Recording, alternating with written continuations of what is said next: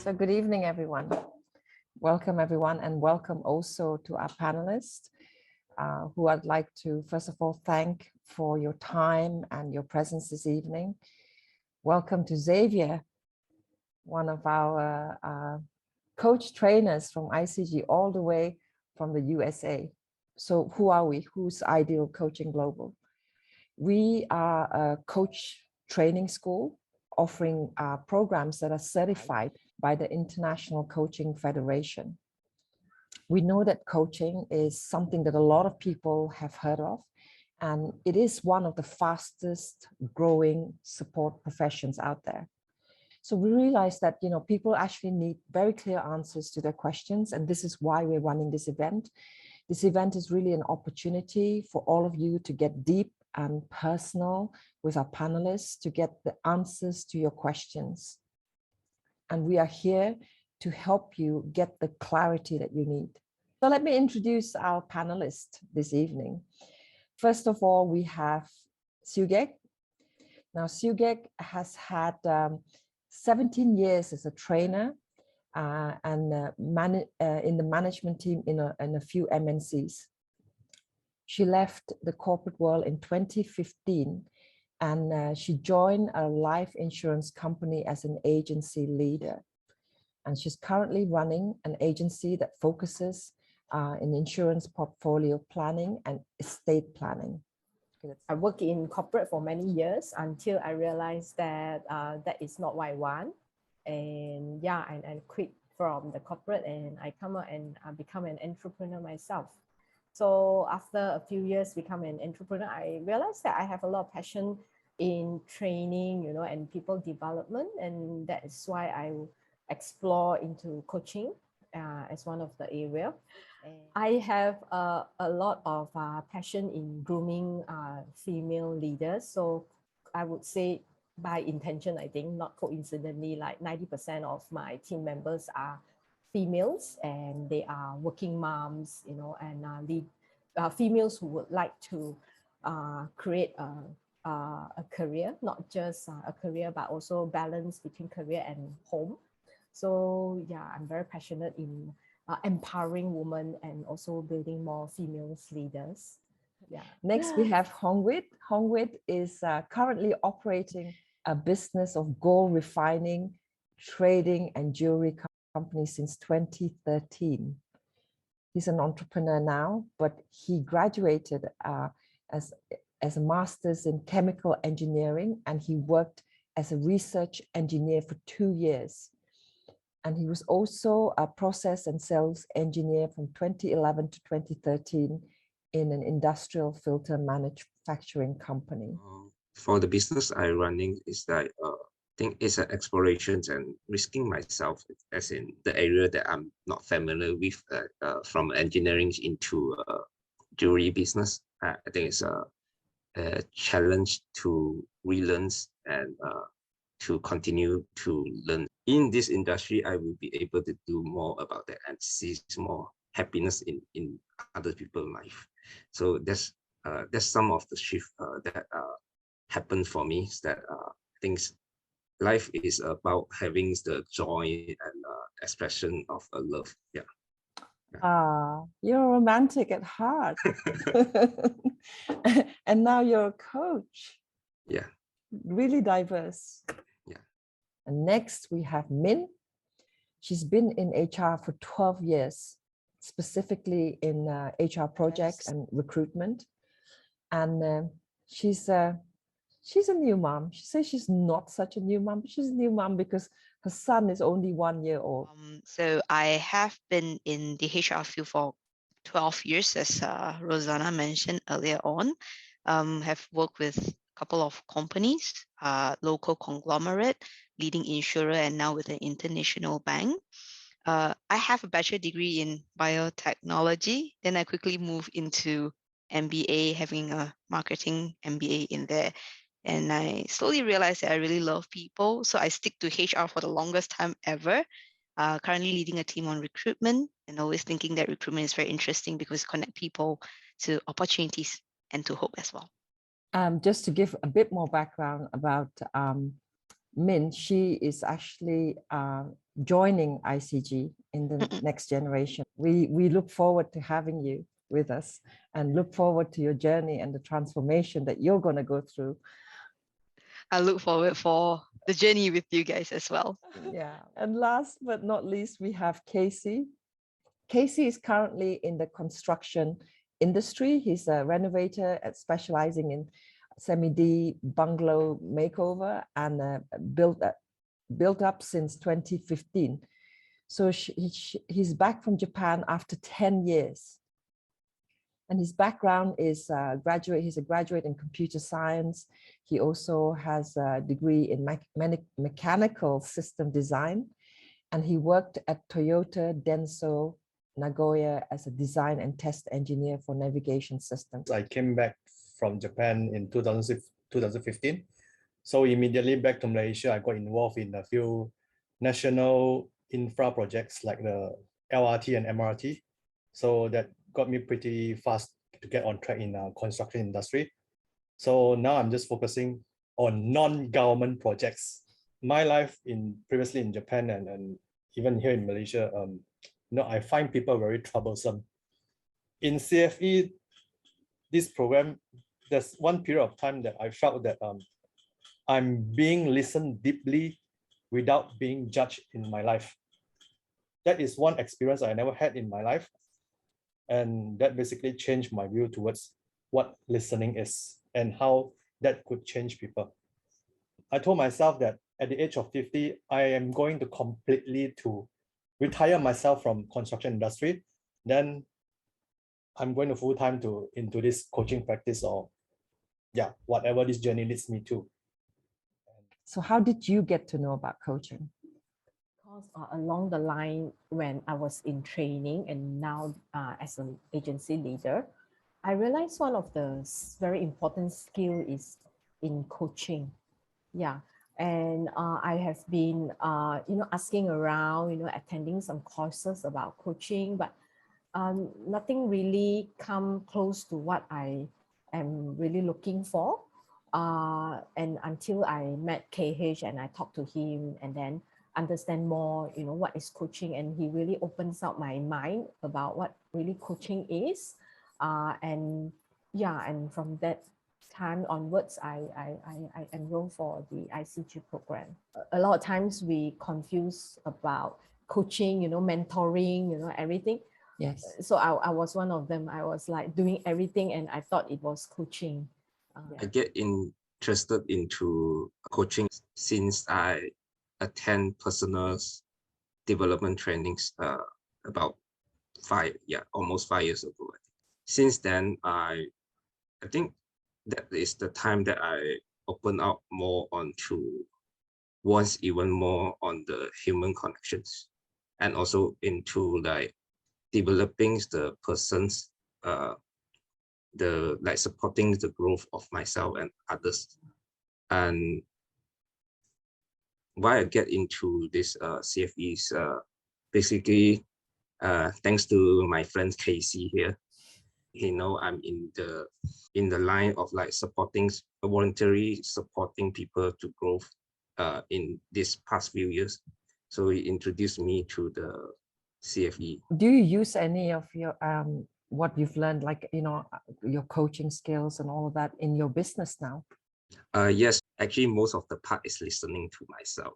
In the past, I would say that that's almost like 80 or 90% of time I will get angry when myself try to say something against me. Yeah. What was the one thing that said, okay, I'm going for it? It's about supporting people to live with their purpose, and for me, it's about love. That's the things that remind me that this is something that I want. So I make time for it. I arrange all the time that I can to step into this profession that I will do it for life. So if Hong Wei mentioned coaching is supporting people to love themselves, I am the very lucky one because I got supported to love myself better. I am actually the beneficiary of would say the first batch of CFE in Malaysia, because I have one of the coachee in the process. I have doubts was because of the amount of time and the effort behind, and the focus and the commitment for it earlier on. But slowly as I see how I change, or I can sense the changes within me after a couple of sessions of coaching. Of course, the ICG way of coaching, we are talking about ontological coaching, right? I thought this would be something that I want to pursue so that I can continue that journey, not just for being the best version of myself, but also supporting others to be at the version that they would love to see themselves to be. I think these 2 years was a very huge thing, right? We went into situation where it was unprecedented. We didn't know a virus can actually so-called cost our lives, right? Everything's changed. And my life changed tremendously as well. I got married, I got my kid now. When I got back to work after my long break, maternity break, I got promoted and I was on my way to lead a team as well. And there were so much things that came into my mind. Who am I, can I, and all this kind of stuff. And the deciding moment was when I realized I really look forward for my weekly coaching sessions, and I grow each and every week. And there was this one time that I realized I can coach myself, like, oh, this thing happened, and I actually can take a step back and say, hey, what exactly it is. So I thought this would be it, right? And that was all the gather to say, okay, mom, dad, hubby, I'm going for this, it's going to be 9 months, but I know I'm going to make it, and you guys are with me, and say, okay, go. As long as you know what you're doing, and it will make you a better person, go for it, because it's really for the people around me, for myself, of course, and then for the people around me, and of course, my growing little son. I think no doubts about it. No doubts about it. What about you, Sugek? Did you have any doubts? Not this time, because after I've talked to KH, the timing was very right, because I was about to sign up for another coaching school, and he came to me, and then after listening and knowing the difference, I straight away make a decision that, hey, this is what I want. But the doubt actually came in probably after the first weekend. I said, oh, what have I enrolled myself into? Like, am I going to be a professional coach? Is this what I want? But later on, I realized this coaching course is not just about building me to become a professional coach, but we have learned so much in the course, whereby later on I realized that in my day-to-day practice, I actually embodied a lot of things that I've learned in the course into my, into me, into my being myself. I do not know how to put into words, but I realized that the relationship with my husband has changed. The way I communicate, listen, and ask questions with the team have changed. So these are the things that I realized have changed. And slowly, after the 9 months, I realized that the result have also changed. And for myself, I am more calm. Whenever I have I've met with a challenge, at work or at home, I know how to, in a way, coach myself and find out where actually is the root cause of the things. And and because of this, actually Gloria, Gen 2 student, she's actually my sister, my half sister. She's actually staying with me. I'm very, very happy because she decided to go for Gen 2 is because she says that she realized some differences. And I'm also like coaching her. But I think more on realizing the changes that happened in me. Yeah. And that is why she's also very convincing. Like she said, hey, yeah, this is what I want to go ahead with. Yeah. Can I just share one more point? Sure. Because when I say I was in doubt, because I was thinking, hey, do I need to spend more time to build another career as a coach, or actually do I need to let go of what I'm doing now? But later on, I realized, no, it's not. Like we can really embody this and do this, you know, in any role, or be it professionally or personally. This is something that we can do it day to day, even though you are a role in a corporate or, you know, business people like Hongwei, you know. And I can see there are a lot of benefits that I gain in this course that is helping me in my career as well as my family. Yeah. What about you, Casey? What were the little voices in your head saying? First of all, yeah, Rosanna, that's earlier on, before I get into this program, you say embodiment of the work. Okay, so I'm going to use a metaphor here. So, you know, Chinese, we like about feng shui. So when we say about, oh, our family members have disease of sickness, means this part is no good. We need to place something else there or change a direction. So it's like I'm borrowing resources out there to change my life. So this doesn't work when I change environment, change to a new environment. Yeah. So when you mention about embodiment of the work, the first thing came into my mind that there's a lot work to be done internally. Yeah. So in short, it is like making myself a walking feng shui. So how am I going? How do I do that? I think everyone shared here by listening to myself, my conversation as well. Yeah. So I have the opportunity to work at Toyota World HQ, top 500 MNC. They have a lot of modules of trainings, world class. You have Peter Drucker at one series, Edward Deming's at one series. Everything you have world class in there. But for me, it's just like another training in there. Being top of the world, you know, technologically, and it feels like just another class. So it's like having an existing railway track, taking more trainings out there is just expanding the railway track. So it just get me further on the same track.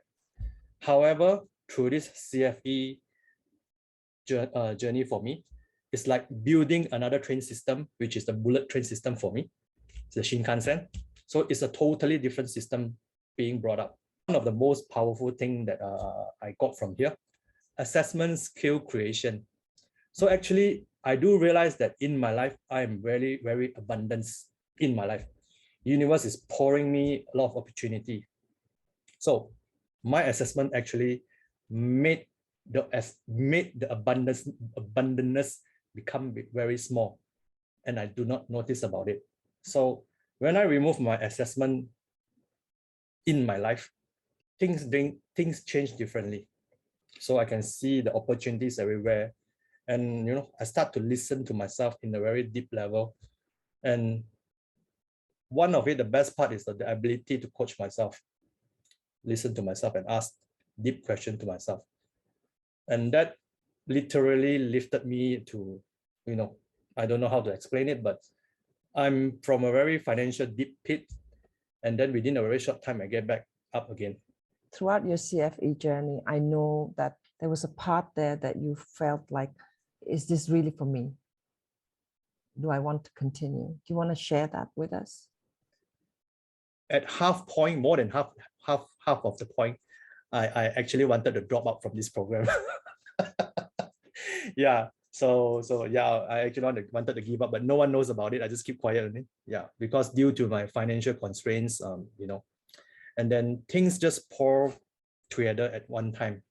Then, you know, one of the trainers just say one simple phrase: keep breathing. So I do not understand what that means by that time. Now I do a little bit. Yeah. So basically the coaches and the mentor in there, the way they coach me, they do not give me answer, but they create a very safe space for me to reflect myself. All I can say is I'm just really listening to myself, where someone else is listening to me. And I think, you know, the great thing about this is kind of like the whole structure that they have in place to kind of help keep you together and help you moving forward on your journey. It's pretty incredible. I mentioned earlier that there are a lot of coaching schools out there. Ideal Coaching Global is my second coaching school. I was certified when I joined Ideal Coaching Global. I went to another coach training school where I learned techniques, structure, all that kind of stuff. But it was always not sufficient for me. I was always still searching, even though I was like doing what I needed to do. I was like, I'm sure there's more to it than this, you know, and I found it in Ideal Coaching Global. So I want to direct this question to Sugek because she said that she was looking at other coaching schools and she decided to go with ICG. So why ICG? Why CFE? What was the difference? Remember, KH told me, and I was very attracted to that, is I will be assigned with one personal mentor and one coach throughout this 9 months journey. And to me, I believe that learning is it must be on a long-term basis in order to really embody what I learned and put it into practice. So the rest of the schools that I find out is like maybe a 5 days, 7 days, 10 days, or maybe 1 month kind of thing. But this is a 9 months coaching program where I know that other than the knowledge and the skills, they really focus on helping you become a very competent coach, I would say. So when I hear that I will be assigned with working together with a personal coach and mentor, that is something that is new that I never heard of. Yeah, so I find it very interesting on that part. And also we will be given a lot of like homeworks and things like that. Or of course, KH also prepare me knowing my time.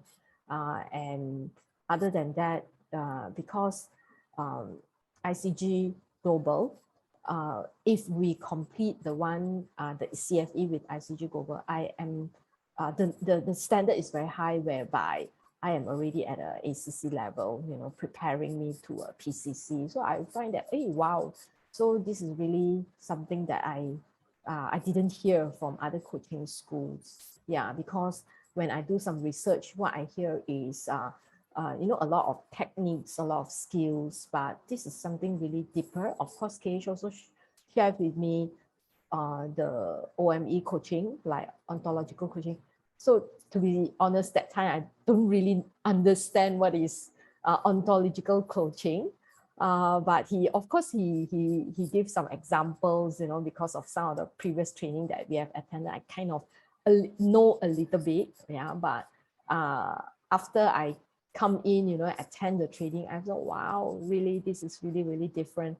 Not just on the surface, the skills that we learn, you know, but really deep down, you know, how can I become a better version of myself before I can actually help other people to really become a better version of themselves as well. So it's everything like starting from myself first. So I really like that concept, that idea, and how they do it.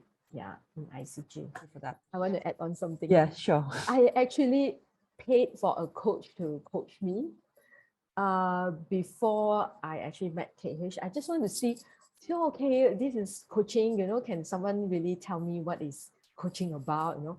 So I actually paid a very, the person is actually coaching Mars, you know, Malaysia Airlines, like someone. So I tried, and then, so after I come into ICG, I realized that when I look back the coaching, right, of course, it also works, it helps me, but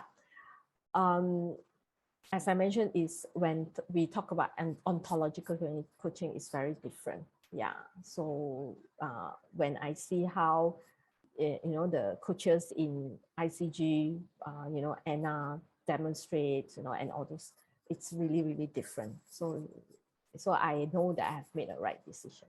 Okay. What about you, Min? I know I've been you know, a beneficiary of ontological coaching, but what made you decide that this is it, you know, this is the school I want to go to, this is the kind of methodology that works for me? You see, I got to know Jasmine when she was still doing the course, right? CFE, the batch 1. And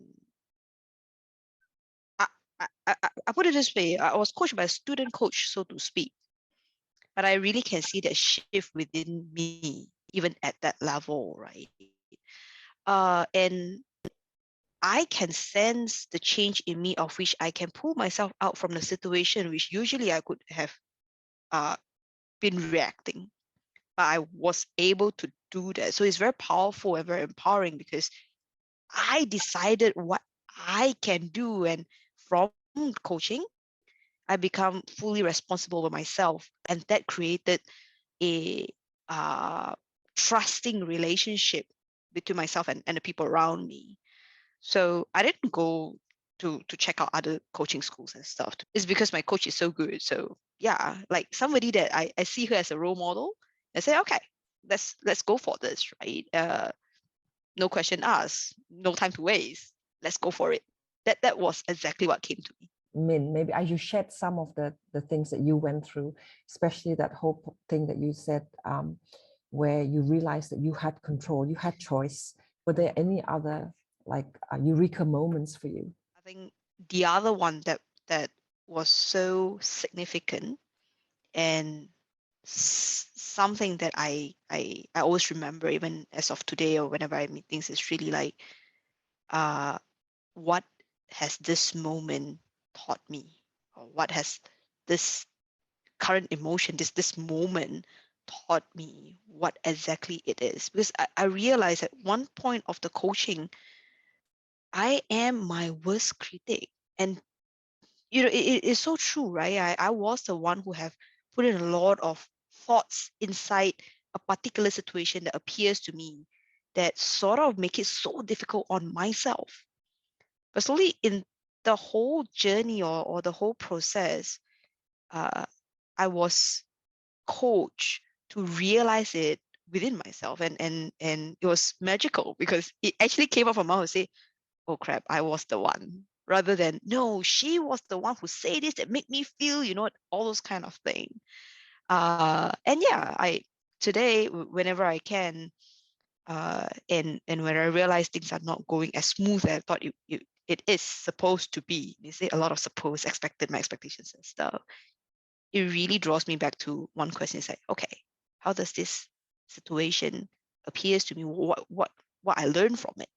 You see, it was a series of 10 classes or 10 sessions. We break for a bit.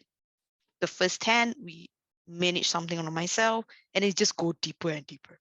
Just go deeper and deeper. So, and I thought the best thing is now, as we chat more, as we go deeper from the initial coaching per se, there will be days that we laugh at it, or I laugh at myself and say, oh yeah, I went back to that again. Oh, it's me, huh? That sort of stuff. So it becomes very cordial, very, very happy, and it becomes very fulfilling by the end of the day. Is another learning. And it's even better because it's learning about myself, right?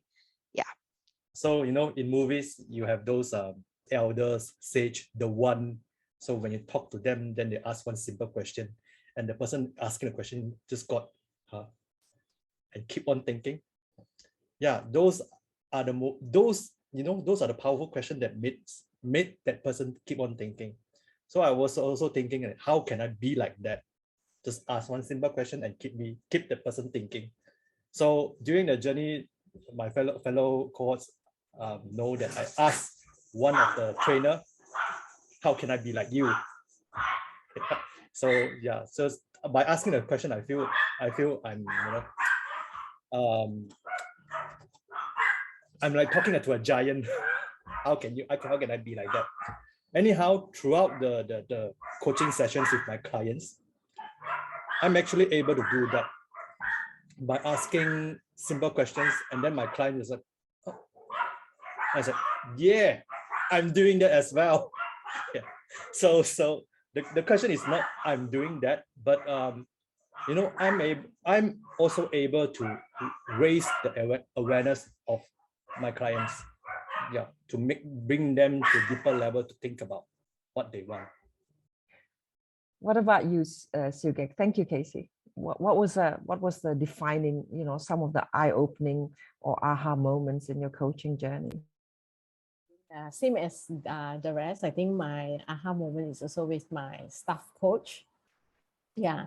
So the realization that I have is how hard am I on myself, like that I don't really accept a lot of acknowledgement, even though it's like when people are acknowledging, so a lot of times I just don't, I didn't really accept, or I didn't really listen, on that part. So that is the realization that I have.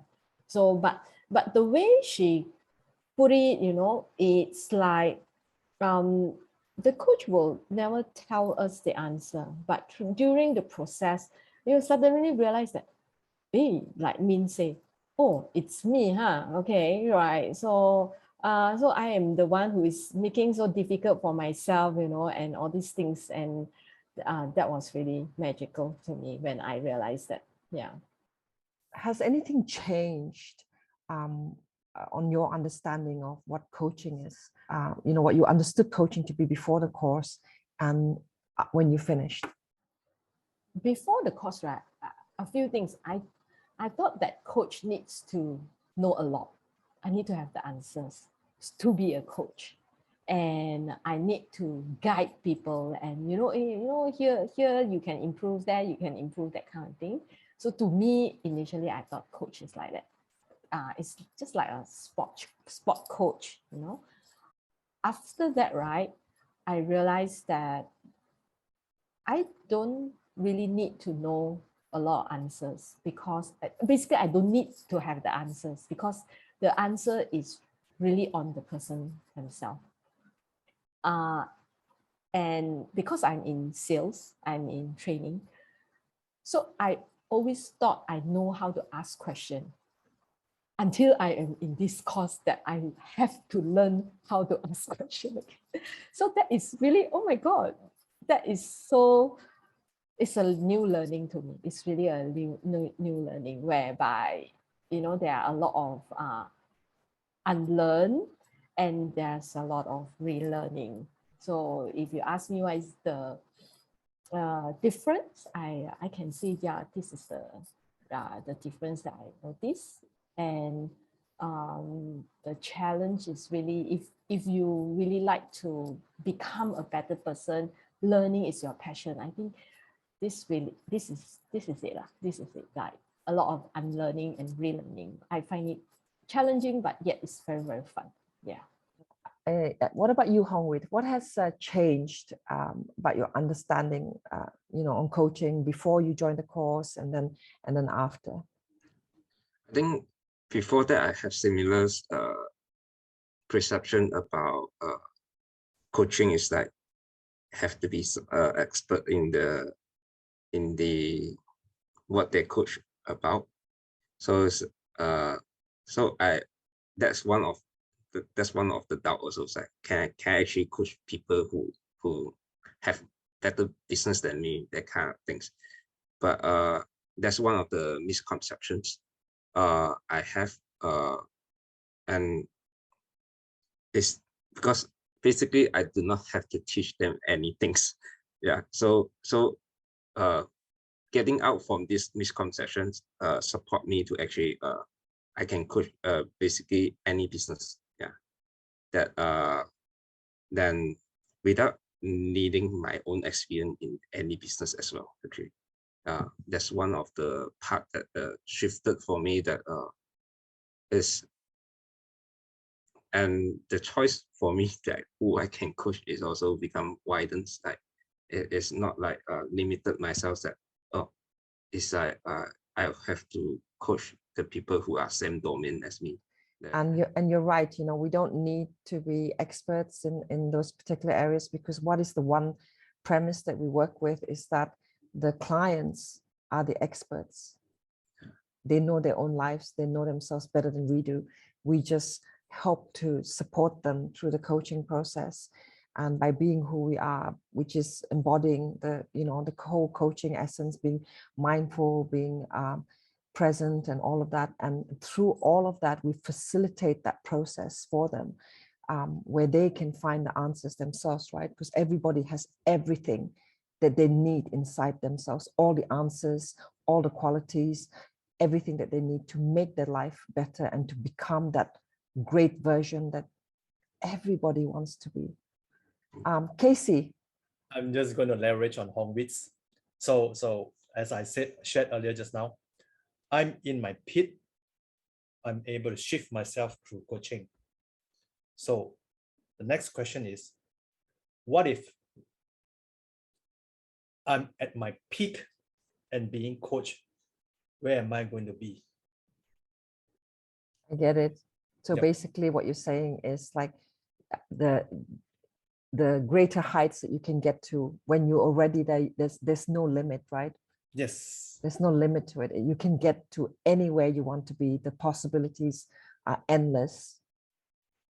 Yeah, I get you. I get you. So my next question would be to Min, because you are an HR practitioner already, right? So how do you see coaching fitting in with what you're doing right now? Coaching for me is a skill, is a profession that directly support others to be at their best. And it can be very individual, right? My way of my best and your way of your best is different.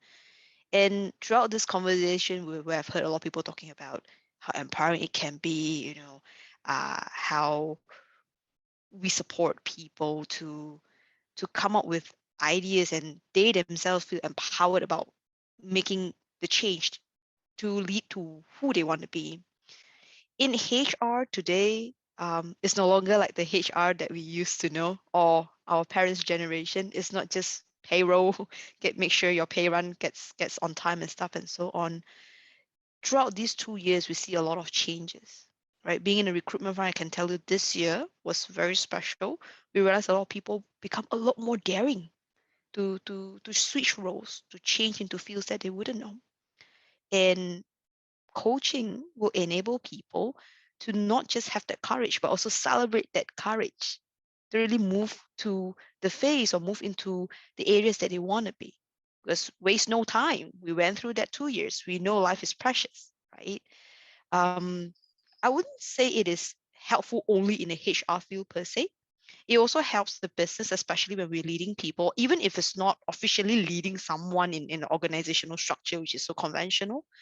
Leading our own self, leading a family, or even just being who we are in the whole organization, be it at home or at work and stuff, right?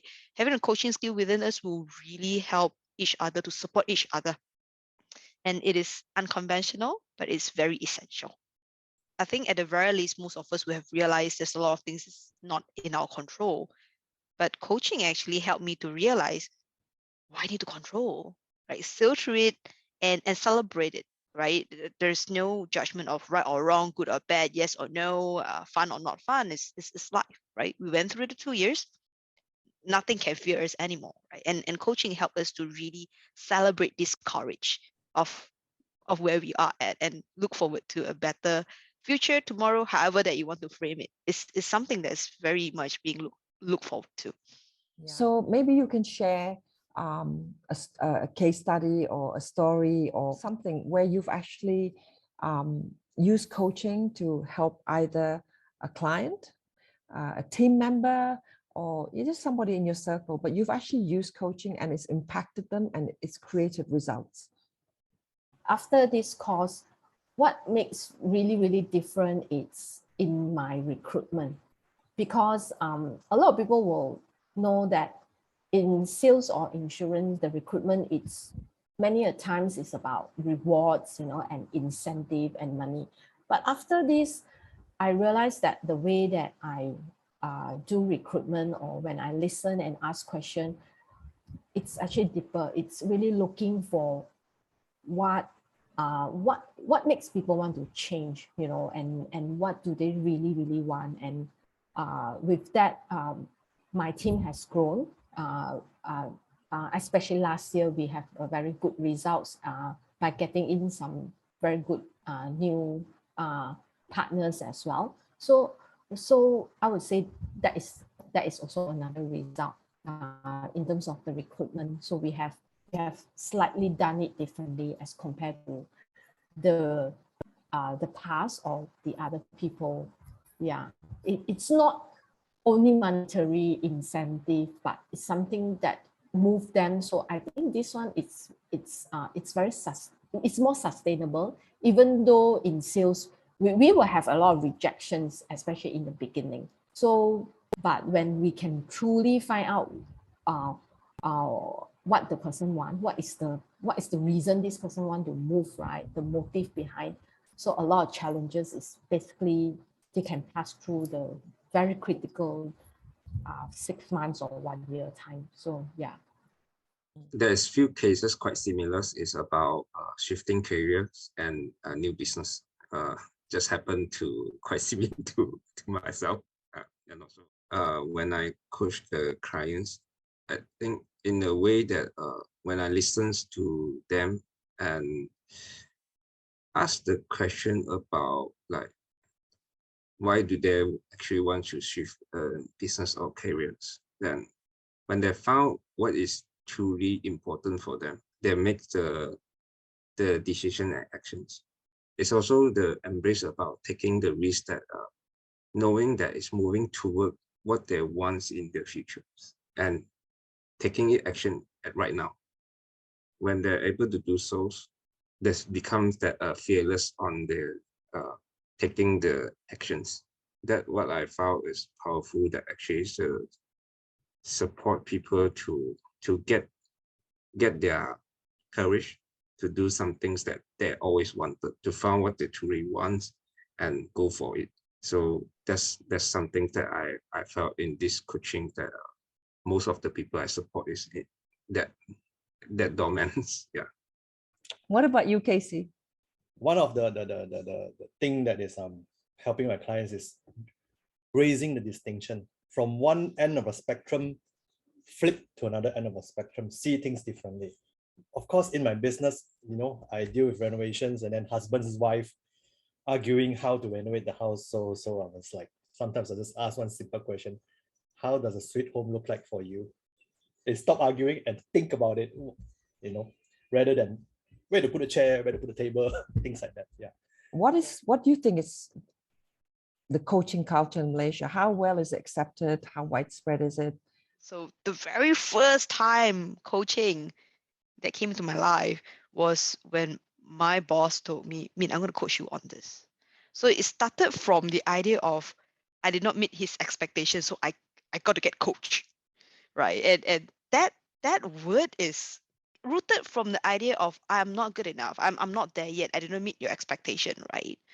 And it's very different. So I think in this conversation, Hong did mention about, you know, I don't have to know everything before I can coach people. Look, if Jasmine, my coach, would have taught me what to do, it wouldn't have a series of 10 sessions, after 10 sessions, and after 10 sessions. It would never happen, right? I think the real idea about coaching, the coaching that I went through, may not be so much known in the market today over in Malaysia, right? Coaching, as I can see, is quite misused in at least my corporate world that I got to know. I got to coach you on this, so that you got better. You think I'm not good enough? You know, that sentiment is still there. So I would strongly encourage people to really know the coaching that I went through, because I really see greatness in there. I feel happier with myself, and I know with that I also project and exude this kind of energy to the people around me. And we need more coaches to make sure people know the real coaching that can bring people happiness, or that can really pay it forward to the better community. So imagine this, right? If we can be the version that we love ourselves more, imagine the whole community does that. Imagine, you know, how we actually spread that, and we probably have lesser war, right? Lesser conflicts, or we probably would be able to see a lot more solution-based, a lot more loving environment. and the lives just get better. Not just you and me, but the community, the world, the society that we serve. Yeah. Yeah, I agree with you. I think coaching has been used to kind of manage people who are not performing, right? And it's kind of like upskill them, and it's still happening because I also coach in the corporate world, and it's like, oh, I have these people and they're real troublemakers. I think they need coaching, and that's how it's viewed. And it's not right. I think coaching should be for everybody. If we want kind of like, you know, to retain our employees or people, work collaboratively, empower them, get people to be innovative, then everybody should be coached, because it is about leveling them up, you know, to make the whole organization better and, you know, to thrive well. But it's not quite there yet in Malaysia, I agree. But hey, it's our job to get that out there. And Rosanna, you see, the good news is that some of the organization already started adopting coaching as part of their life, right? So 2 places that I've been, one is with the insurer, the other one is where I am right now, International Bank. We actually have programs for the managers to become coach, so managers as coach per se.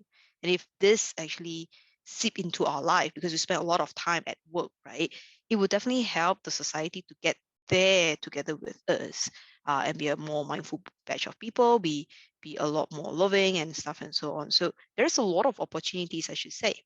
Yes. Yes, absolutely. Even if they don't want to become coaches, I think all leaders should have coaching skills. Okay, so we're almost at the answers. So I just want to go around the panel and just ask them to share one thing. So what would your advice be to anyone who is thinking about coaching as a profession? If you would like to become a better person, right, or like, you know, to really start from yourself, because like what Min say, right, everything starts from ourselves. So if you really have this thought, don't take it like a training course, like a coaching, but rather it's a program for yourself. So I would say then come and join us and explore this program. Yeah. What about you, Hongwit? What would you say? I would say this is an invitation for people who wants to be the best and continuous learnings and progressing towards the life goal. This is the place for you, and there's an invitation to participate in this CFE journey together. Thank you. What about you, Casey? Parting words. Come to look at this world we are at today. War here, sanction here, you know, difference in culture and, you know, belief systems. So you know, I do think that this coaching thing is one way to build bridges among us, to build community. I have this line that I put on my LinkedIn, and you know, being a recruiter, LinkedIn is really a big thing for me, right? I stand for the greatness in you. So it is really the bigger game that we want to play as we went through these 2 years. What else more that can fear us, right? So really, I stand for the greatness in you, and you know, I really look forward for the journey. I really look forward for the people around me to really get on this journey together with me in CFD, the batch 2 for Malaysia. Okay, so I want to actually invite Xavier to just maybe share a little bit, maybe summarize everything that we've kind of talked about. It's great to see you all.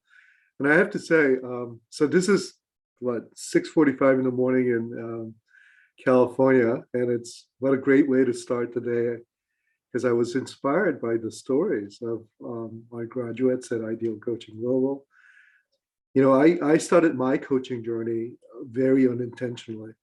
It was very serendipitous. I used to work in, you know, pretty large companies, Fortune 100 with American Express and Cigna.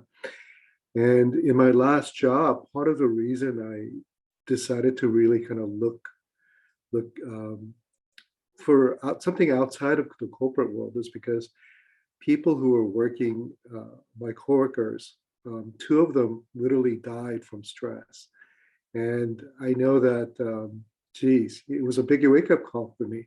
And I thought, what are we doing this for? And I had the opportunity to sort of go on that same path because my CEO wanted to promote me to take over the jobs that they were doing, plus my own. And I thought, oh my gosh, I don't think this is what the path I wanted to do. And the thing that I really loved about coaching is, one, it feels very naturally like an extension of my work from the corporate world, which was really empowering people. Something I loved doing was empowering my team members, and I was kind of known for having very high performance team members and creating teams, environment, things like that. So it was very natural for me.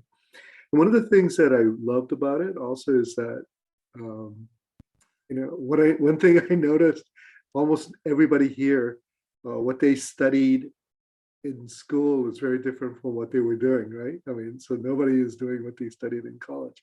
And same thing with me. So I literally used to like go to law classes to listen to how they were doing. And I love the Socratic method. And when later I decided to change and went into and got my MBA at a business school.